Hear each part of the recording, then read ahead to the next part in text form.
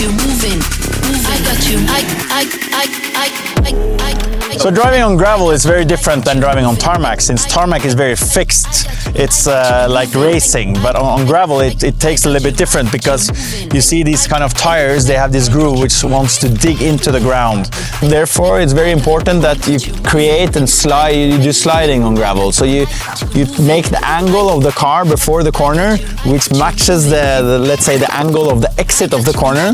You can create that angle as soon as possible and then go as early on the throttle as possible, so the tires can dig in the direction that you want to go, which should match, let's say, the angle of the exit of the corner. Sometimes we also have to think about the lines, because in the World Rally Championship there's also a lot of other cars which is driving in a certain line. So sometimes it's not the most theoretical line which is always the fastest, because you have to follow where the other lines are going. That's where the grip is. Make sure the front tires are always in the lines. The rear tires can be a bit more everywhere, that's not important, but the front tires always have to stay in the lines, which disrupts this perfect angle. Another thing to think about is tire wear, because if it's a really long loop, you have to be a bit careful with your tire wear so you can have the best possible grip towards the whole loop.